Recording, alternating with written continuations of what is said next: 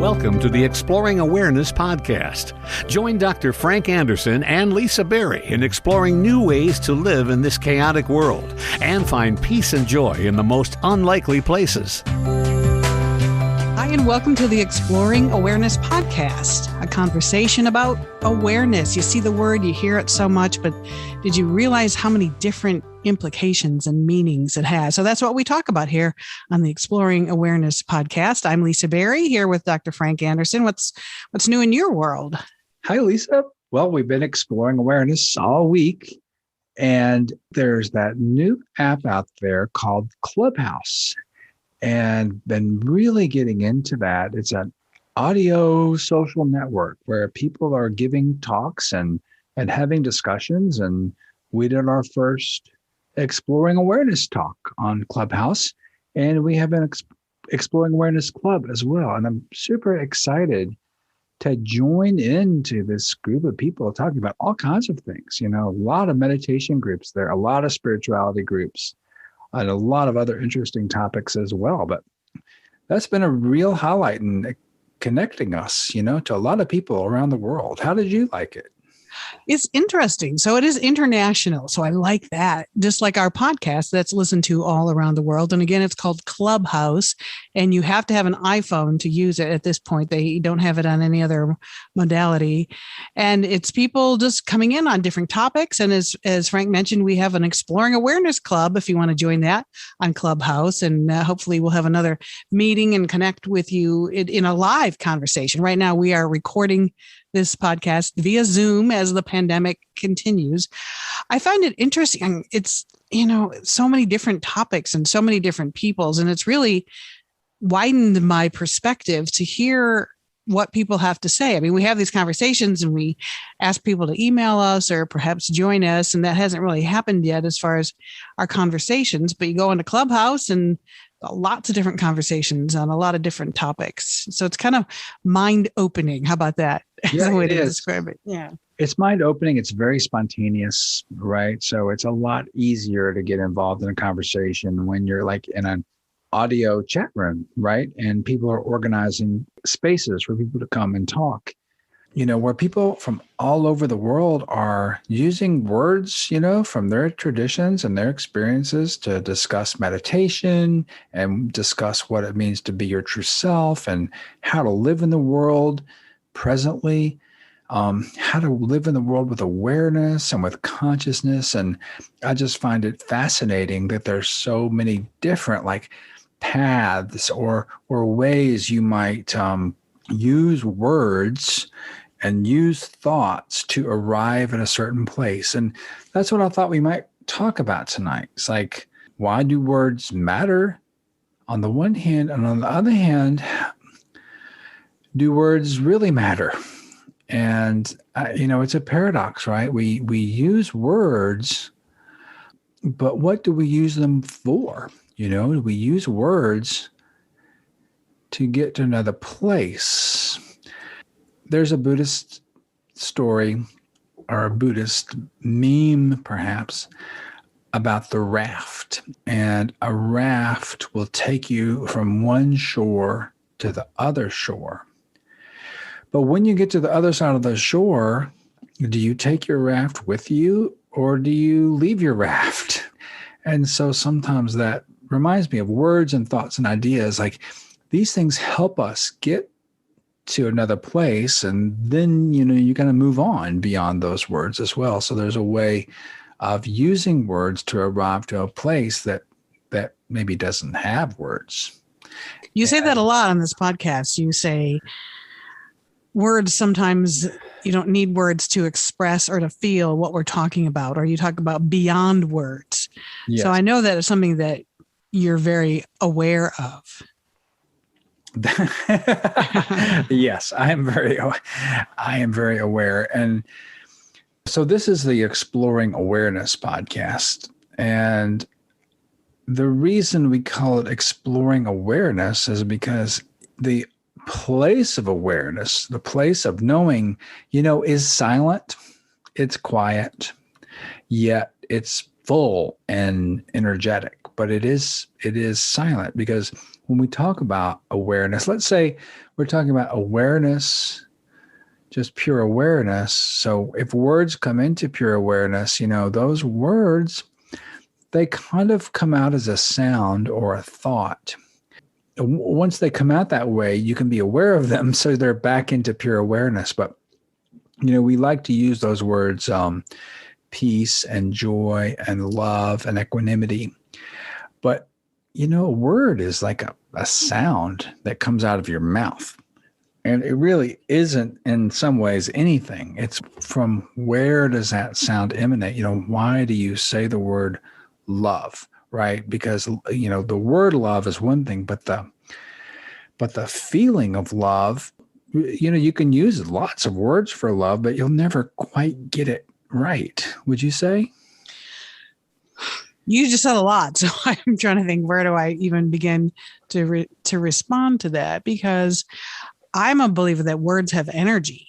So when I'm being conscious of it in the moment, awareness of the words that I'm saying, I'm very careful, because I don't want to say a word and put it out there and share the energy of the word. That's how strongly I feel about it. But I think a lot of times we say words, I'll say I love you to anybody and at any time, because I have a strong sense of love, and I know a lot of people are intimidated or even sometimes afraid of that word, but I'm not. And so maybe what does it mean if I can say it to everybody?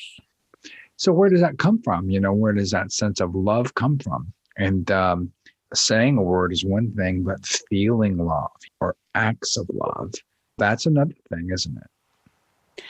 Well, how does that compare to words? Yeah, well, words are just words. Words, you can say I love you all you want, but what does that look like? What does that look like in life? What does love look like?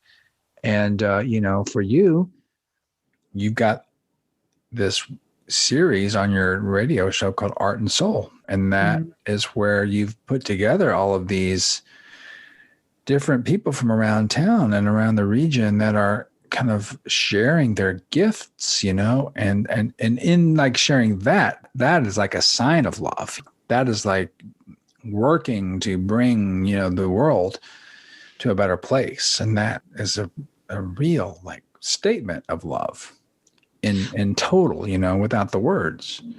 Well, how conscious are you of the words that come out of your mouth? That's a great question. How conscious am I of the words that come out of my mouth? I think we've all been in situations where we've said things that we regret, right? We could, in the context of our podcast, we could call those reactionary words, right? You something happens and your brain clicks and you say stuff, and kind of unconsciously, right? They just blurt out. And as I've been practicing more and more, before I speak, there's some space in between my thoughts and what I say.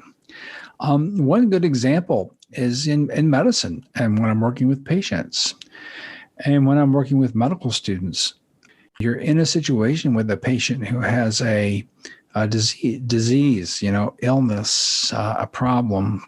And the way you choose your words to them is extremely important. And I've been in my own situation when I've been a patient, someone says something unconsciously that seems kind of inappropriate or kind of not very helpful. So, I try to be very careful when I'm talking with patients and teaching medical students as well to kind of be aware of what I'm saying and not just blah, blah, blah. Does that make sense? Well, you're a doctor and a professor, right? At the medical school at the University of Michigan.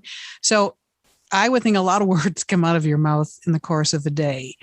How much energy does it take you to be aware of those words when they're coming out, or focus? I think that being aware of your words, once you get practice at it, that it doesn't take much energy. It becomes more like second nature. But I'm not sure that's how all of us are raised and trained. And that is one reason I really like the meditation practices that we talk about, because with meditation practices, you get a chance, when you're sitting, to be aware of your thoughts and aware of your emotions. And then when you develop that awareness muscle, you take that with you so that when you're speaking, you kind of maintain that sense of awareness. And it's actually doesn't take any energy at all, because that's your natural state when it comes right down to it.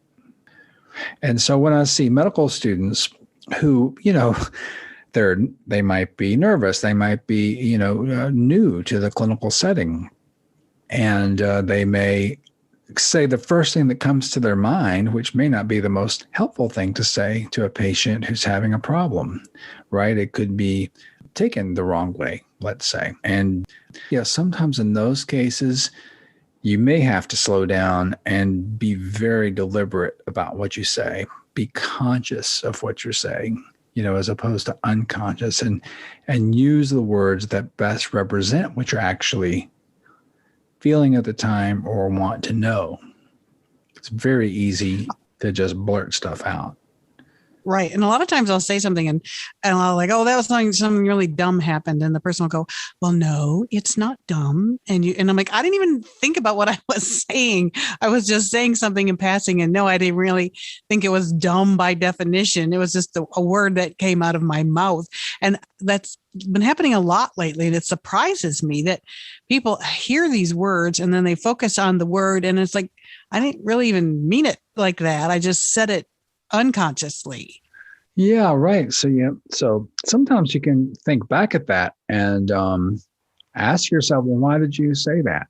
Where did that come from? And, I've noticed that too. It's like maybe there's some unconsciousness that's coming up about how I feel about myself, or like if a mistake I made and then I'm judge myself for being dumb or short-sighted or something. And then but bring your awareness to that. It's always about bringing awareness to all of our thoughts and emotions, and just still going back to that place of awareness of everything. So again, when we're exploring awareness, we're talking about really getting to a place of pure awareness that is aware of all of those things that are happening in our mind. And when we get to that place of pure awareness, or just still quiet awareness, then as thoughts and emotions come up in your mind, you get to choose. You get to choose what you say instead of, just saying things that you might regret later.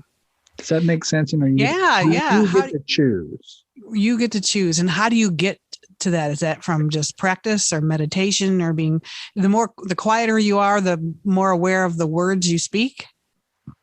I think that the perspective, right, of awareness that gets cultivated with meditation allows this to happen. And it happens pretty naturally the more you practice. I think first you have to put some effort into it. But the thing is, by experiencing it in your meditation practices, then when you move out in the world, when you do it and when you don't. And when you don't, these meditation practices open this self-compassion so you can be compassionate with yourself instead of like being mean to yourself when you do say things you may not want to say. So it's like, wow, I did that again. So bring that awareness. That happens, that you do that, you see it. It may not be something you want to do. So, next time you might catch yourself a little before you do it. But it's a process, it's a working process. It's a compassionate process, a loving process that allows you. It evolves, it happens over time, and then you look back, and you might be able to see, like, wow, I just went through that whole scenario in a very different way than I might have a year ago. Okay, a couple of things. I loved how you said awareness gets cultivated by meditation. Yes. That is a great way to put it. I really like that. And then this self-compassion and loving yourself is hard. Why is it so hard? I recently had a situation, and it was pointed out to me that, if you think a certain way about yourself, if you're so hard on yourself, that's not loving. So if you have patience with yourself, if you have understanding with yourself, that's loving. And the more loving you are to yourself, obviously the more self-compassion you have, and the better off you are overall. But why is it so hard? It's like, it takes like, I really have to stop and be aware of how I'm feeling. I mean, really be aware. We talk about this all the time. Be aware of how you're feeling and be aware of what you say. But sometimes if you're stuck in a troubling moment, it really takes some energy and some time to be aware of how you're really feeling. And that is a gift that I give myself, that I think is part of self-compassion, is that I like, or at least I don't feel good. I'm feeling kind of funky. What's going on? So I stop. But it's not like right there. Sometimes it takes me a minute to really be aware of what's going on. And then if you meet that with self-compassion and think of what's the loving thing to say to myself, or what's the loving thing to do right now, the situation, the uncomfortable part sort of dissolved. There you go. So that doesn't sound very hard. It was. Well, is hard the right word, or is it just is hard the right word? Let me ask you that. It took effort. It wasn't hard because I was happy with the results. It was worth it. But it wasn't like, okay, it wasn't instant. Let's just say that it took a few minutes, but I gave myself the few minutes to dissolve and resolve the situation. So I did feel better, but it took me, I really had to stop and be aware of how I was feeling and be aware of why I was feeling that. And then just have some self-compassion and think, what's the loving response at this moment?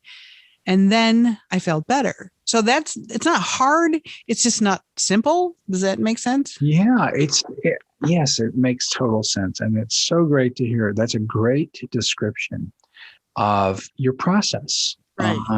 Process. I think a lot of us are trained and reacting, being unconscious. And so you are talking about a whole shift in how you handle situations. And exactly, part of that is like you're noticing that you're I'm going to use the word letting go, right. It is definitely a letting go. You're letting go of like old habits. And that's hard to do, right. Ask any smoker. But letting go of kind of the old habits and like moving in the world a little different way. So you're in it. You're in the process of it. And it's going to get easier as you keep working with this material. It becomes a lot easier. And pretty soon you're going to have that really soothing, meditative voice where you say hello to everybody and everything. Welcome to the Exploring Awareness podcast. Is that what's going to happen to me? No, I don't know. No, but I think that, you move through the world a lot easier. And that's what I noticed. And it's such a pleasure. Things just, silly things just don't carry the same weight. Words don't carry the same weight. Words from other people don't carry the same weight. And the words that you use then create a different world for yourself, and I love this idea that kind of words. I like what you were saying about energy too. Words convey your energy. Words convey your inner world. Words make your world in a lot of ways, right? What you say, becomes a word. It becomes a form. It becomes and people hear it. And so where are these words emanating from? Just, take a minute and say, where is this coming from? Now, again, it requires that awareness perspective. But once you start that relationship between your awareness and your thoughts and your words, you start using words in a different way, and the world around you changes. The way people hear you changes. The way people react to you changes. And then, little by little, the people that resonate with that appreciate you so much, and you start moving in that direction, and it becomes reinforcing. That's why I like the word love so much, because that's my way of putting love out there in the world. So I will use the word to evoke a feeling, or the energy that comes from using the word love is what I want to share. And I used to be like, I never wanted to use the word hate. I hate because I think that's such a negative word, but then you can't also deny that we all have some of that in ourselves somewhere. Well, I guess sure. recommended to process it and acknowledge it and get it out. But I never even used to like to use the word, because I want to put love in the world, not hate in the world. And that's where words, that's how much power and energy and meaning words have to me. Yes. And I know your main connection is through love. Now, for me, the word love is important, but it it's one part of this kind of deeper sense that I feel. Now, let's say as an obstetrician, right, I enter a lot of situations that can be like someone's pushing and having a baby, and there's a whole lot of energy going around in the room.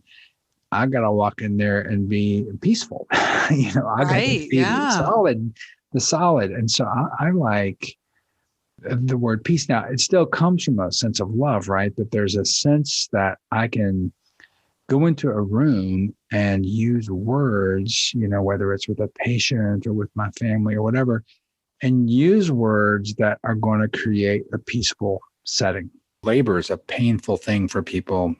Yes, and ma'am. people really can respond really well if there's a peaceful, stable, solid person there to help them breathe, help them ground, help them get kind of a hold of themselves, to have family members, instead of not knowing what to do, helping them help their laboring family member in a helpful way. And so, that having that sense of presence and peace and confidence in that situation goes a long way. And so you might call that peace, but it is also love as well. It's also joy. It's also, generosity. So it's all of those different words that we might use to describe an act of patient care.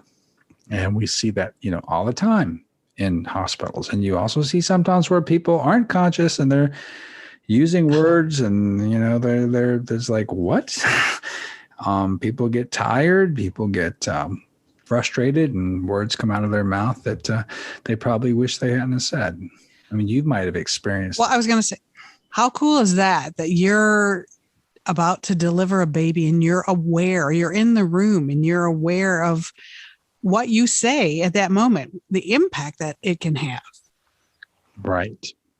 So that, first of all, thank you for that. That's awesome. And then, I've had a couple of heart situations where I'd been at a cardiologist, and the woman's just about to take my blood pressure. And if you've listened to this, I'm a open-hearted, oversensitive empath.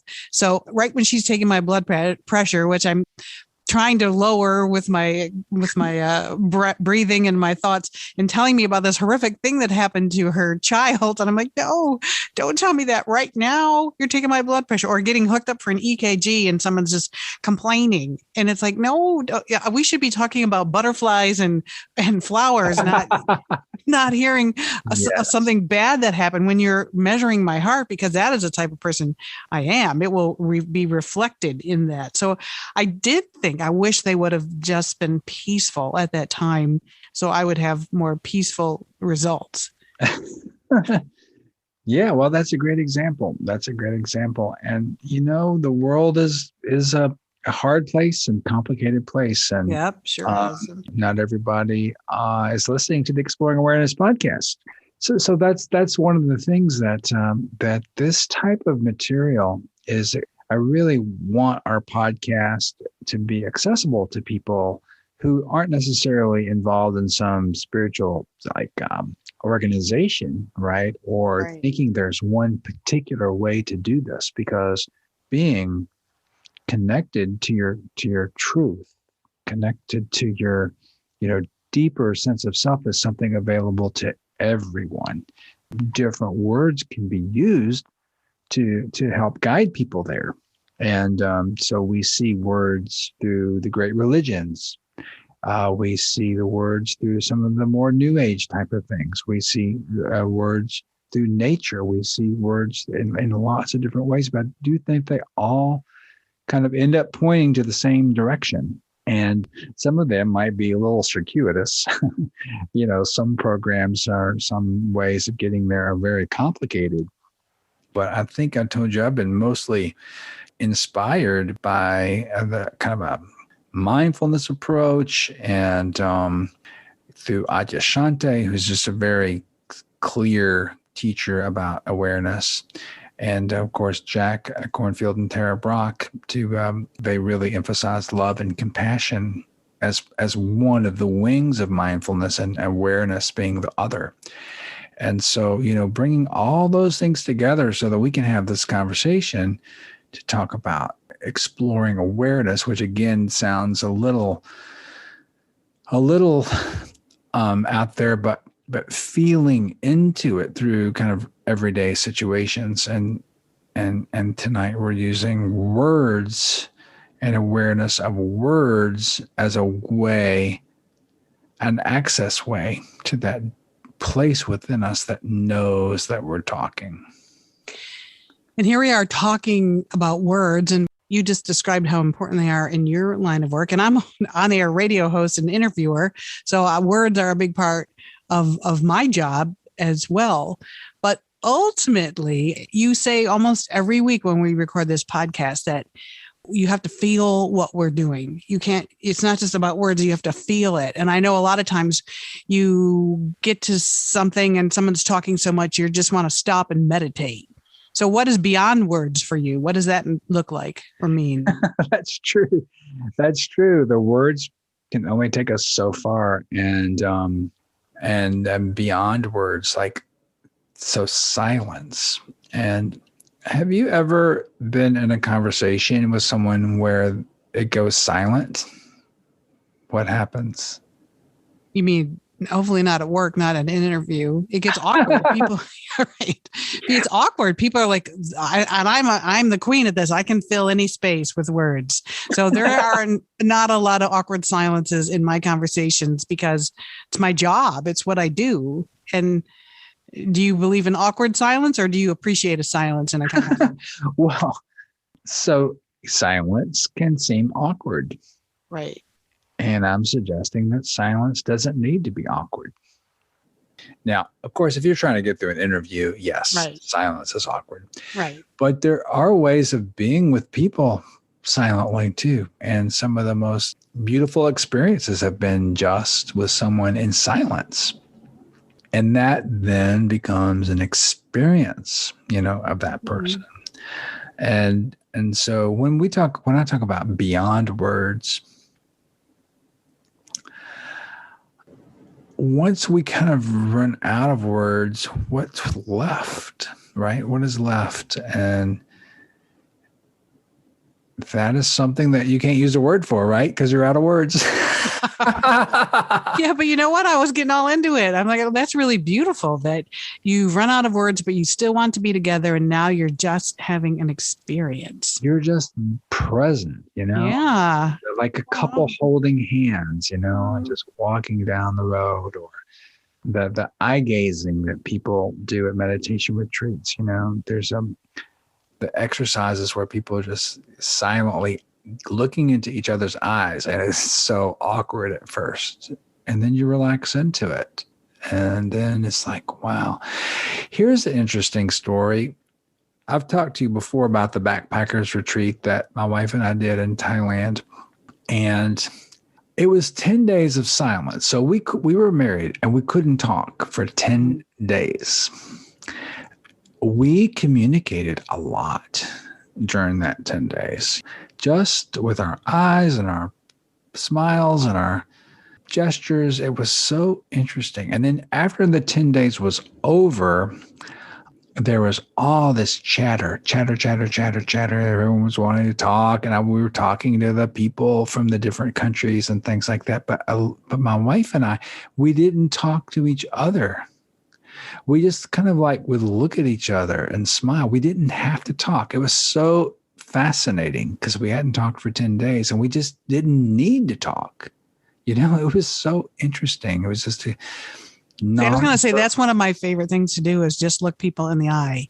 I think that is so powerful. And if you're aware, if you're just looking at somebody making eye contacts, a lot of people are afraid to make eye contact. But if you look at somebody and if they're brave enough to look back and you don't speak, that's one of my favorite things to do because I get it. There is such a connection and a communication without saying a word. And it is like a feeling or an experience. And it's powerful. If you ask me, it's meaningful to me as well. Yes. So how did you get there? And so that's then when we talk about the experience that we personally have with meditation, because we become familiar with that place. Now, what happens when you sit down and meditate, right?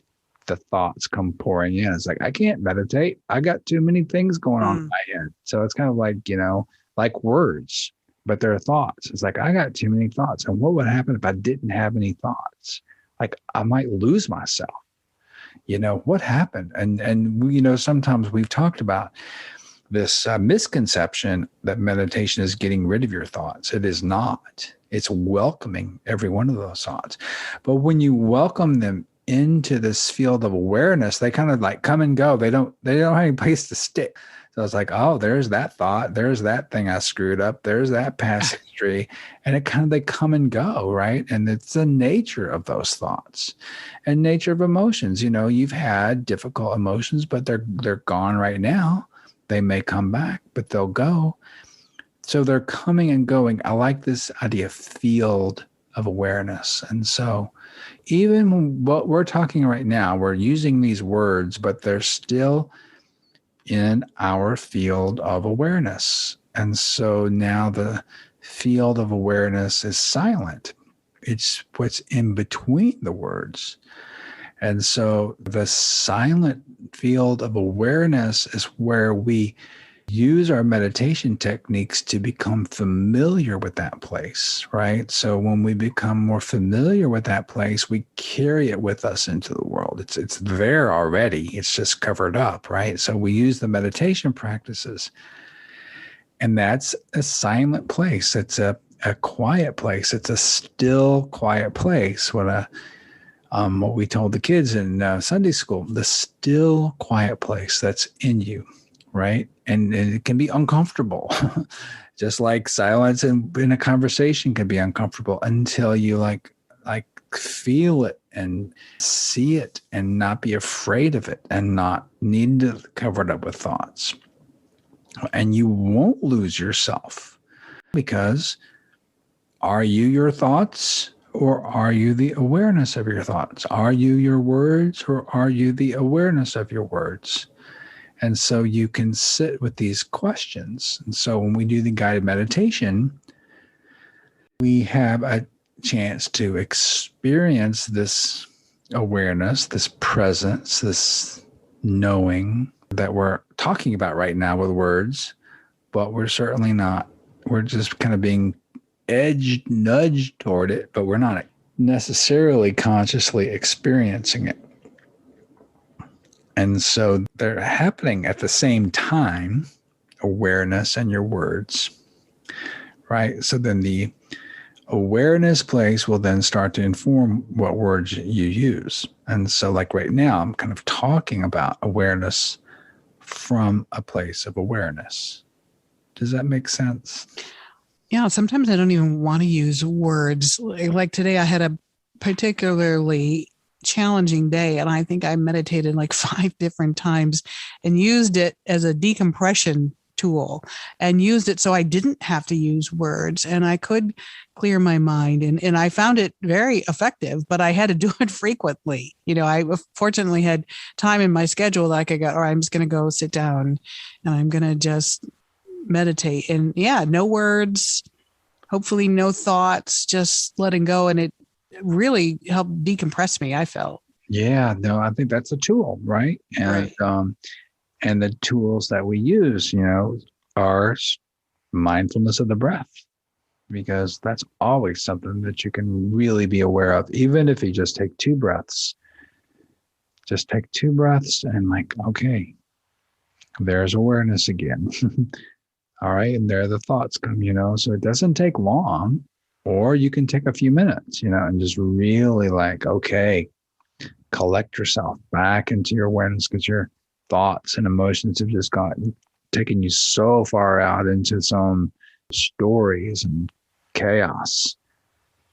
You just return to that. Because you get that sense that you're returning to home, returning Yeah, to exactly. a place of Yes. stability that never went anywhere. It Nope. just kind of, you forgot, Right. you forgot. And you kind of realized, it's like, wow, I was lost in thoughts.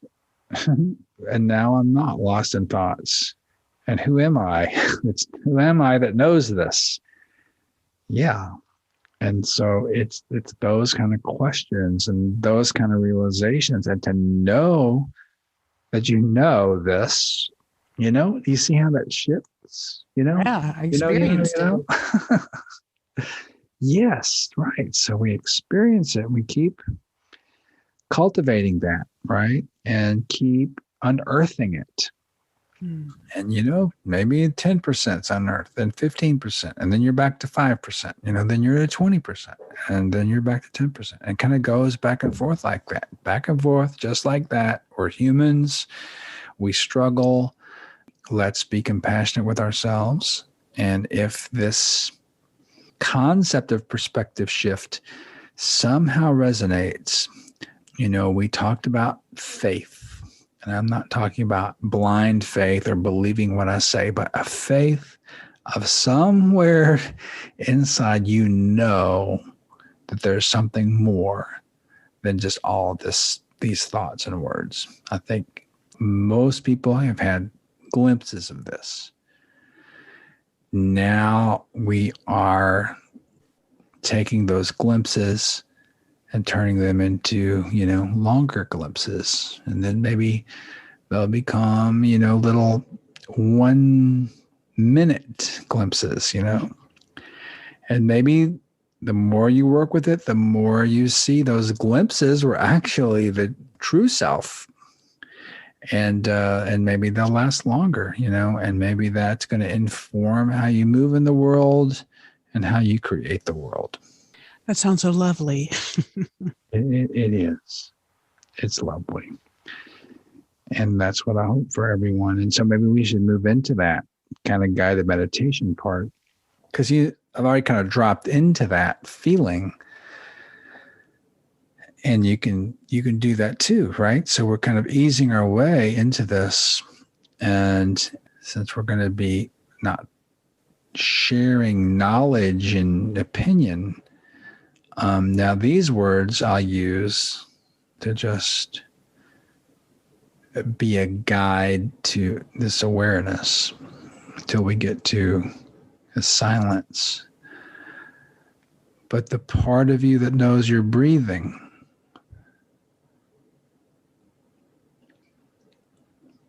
so you're aware of your breath, what knows that you're breathing?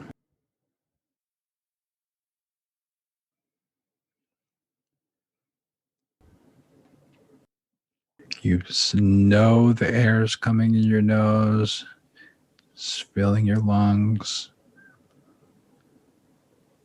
Your body knows when to change. The air comes out. Your brain sitting up there in your head, kind of conscious of all of this. And then awareness knows your brain is conscious of this. Awareness knows that you're aware. And so just let yourself relax into that and see if you glimpse the stillness of awareness of breathing.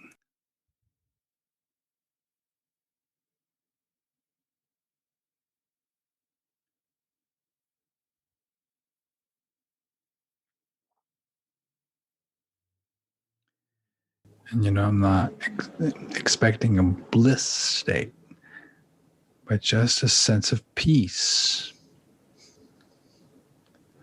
kind of relief and joy. You're just connecting to stillness.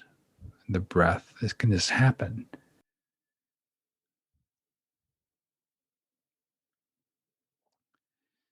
And then, the body can happen as it is. And you can feel your feet, your legs, and your torso, and your chest, and your hands and arms, shoulders. And you can see where there's some pain or some tightness.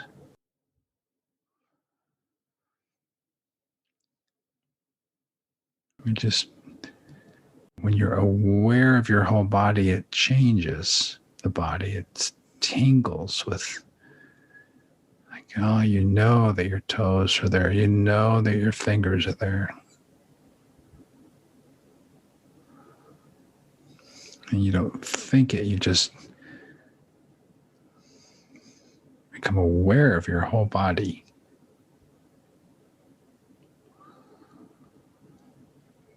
And your body that's breathing.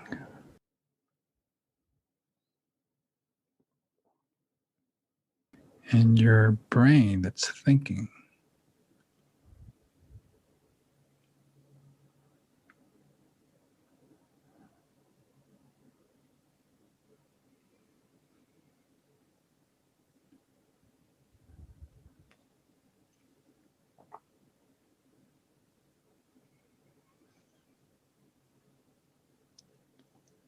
And so you'll have a glimpse until you remember something that you messed up or something that you have to do. Your brain always wants to work, and that's fine. Watch it. Be aware of it.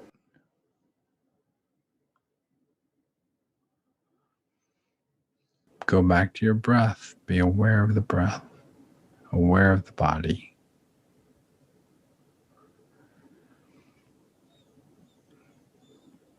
Or if you want to say mindful of the breath, mindful of the body.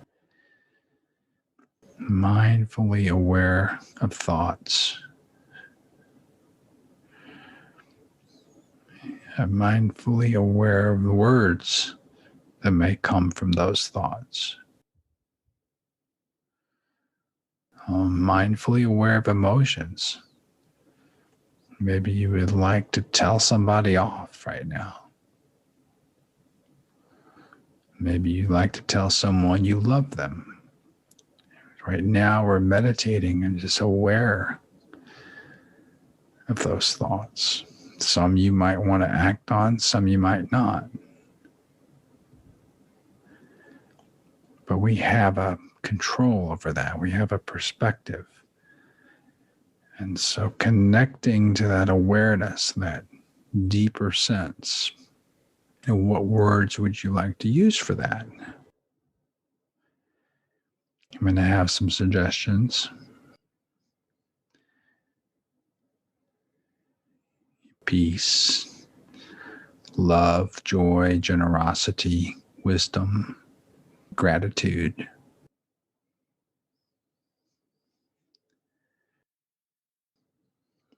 So those are feelings coming from this sense of presence.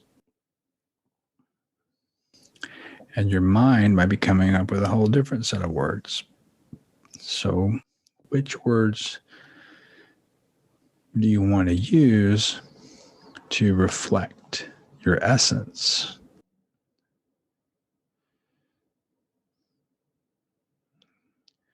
And you choose.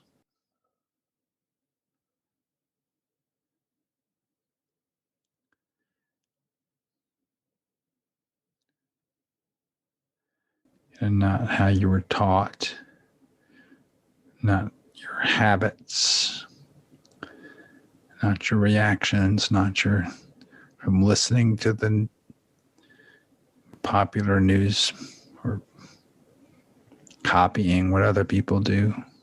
What is it for you? What is this place saying? And trust, can you trust that?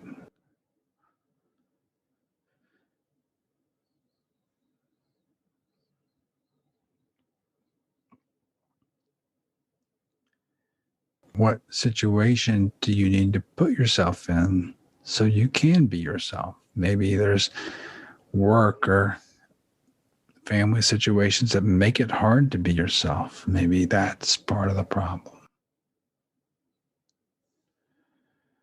Okay, compassion, patience, connecting,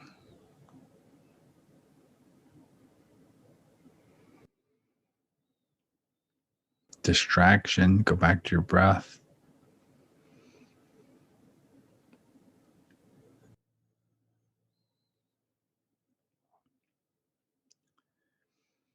Just be with your breath, whatever comes up. Rest as awareness.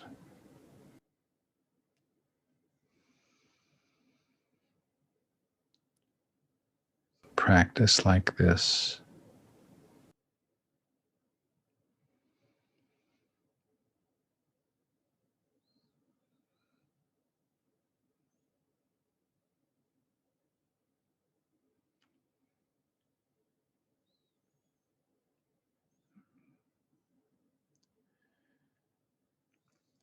You get thoughts again, you get discouraged. Okay, bring awareness to that. Bring your thoughts, bring your discouragement, bring your self judgment. Watch that rise and fall. Rest as awareness. Feel what that means. Feel a sense of joy that doesn't have an opposite. It's not conditioned, it's there. A peace amid the chaos is always there. Unconditional love for just whatever it is. You can't change it.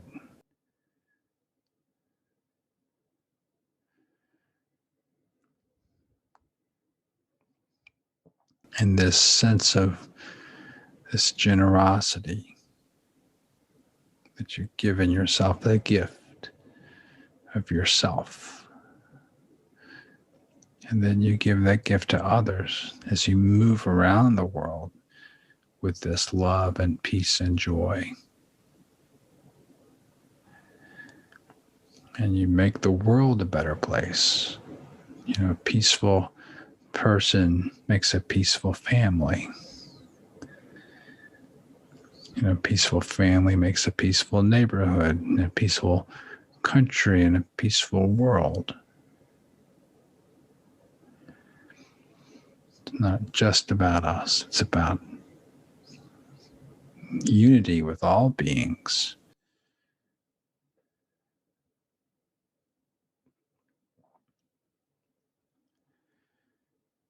It's simple, it's hard.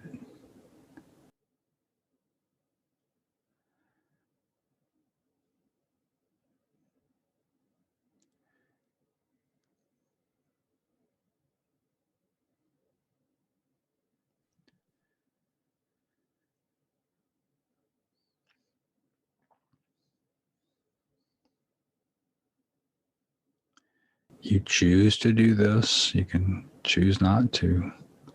It's really up to you.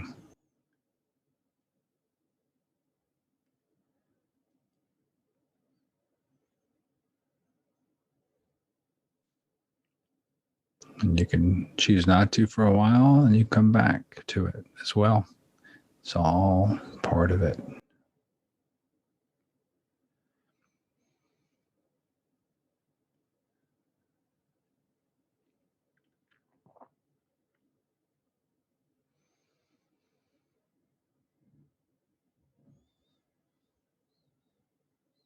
And so beyond the words and beyond the thoughts, the stillness,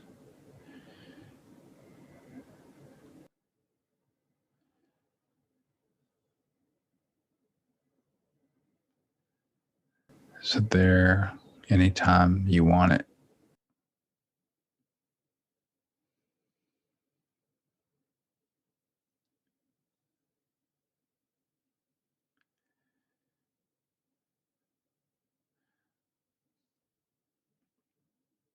The world needs it.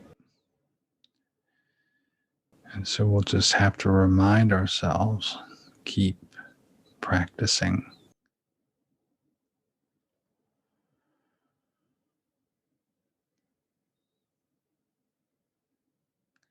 And be a witness to whatever happens.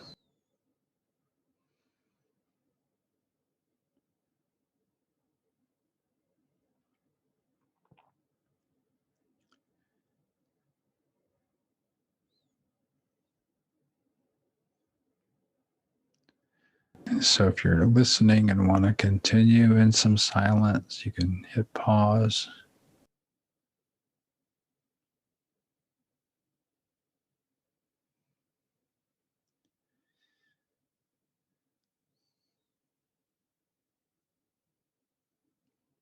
We'll take a couple of deep breaths now. And emerge from silence back into the world of words as we wrap up. I guess that means I have to talk now. Use some words. Yeah, I think so. It's a podcast. And Well, that was a lovely meditation. Thank you. It was very peaceful. You're welcome. Every week, as part of this podcast, Frank leads us in a meditation, and some of them I have separated out, and they're on our YouTube channel if you want to look for them there. Letting Go is still one of my favorite all-time meditations of all the meditation leaders out there that Frank... Really? Of all those other famous meditation teachers? For some reason, letting go is such a big focus of mine right now, and it's a meditation on letting go that you did that I separated out from a podcast, and it's on our YouTube channel. It's gotten many, many listens. So yeah, it's like my go-to relaxation. Oh, great. I probably should do it with more of them because I'm sure there would be more that I would find, but I like that one. Well, there's surprises in every podcast. You just never know. So we have lots of listening pleasure opportunities for everyone out there. Right. And again, if you didn't hear the beginning, we are on Clubhouse now. It's an international app that you use with your iPhone. People from all over the world are listening, and there's an Exploring Awareness group on there. We would love for you to join and be part of our group there, or email us at exploringawareness@gmail.com. We're on Facebook and Instagram and Twitter. Can't forget. Please Twitter. let your friends know. There's people are having trouble, and sometimes they don't know where to go. And so maybe listening to Frank and Lisa might cheer some people up and also give some little insights here and there. So please share the podcast with others. If you could leave comments on our podcast pages in Apple or Spotify or wherever you listen, that would be very much appreciated. And know that we really, really are grateful that you're listening. I hope everyone has a great week. See you soon. This podcast is not an attempt to practice medicine or provide specific medical advice, nor does use of this information establish a physician-patient relationship. Listening to this podcast does not replace medical consultation with a qualified health or medical professional to meet the health and medical needs of you or others.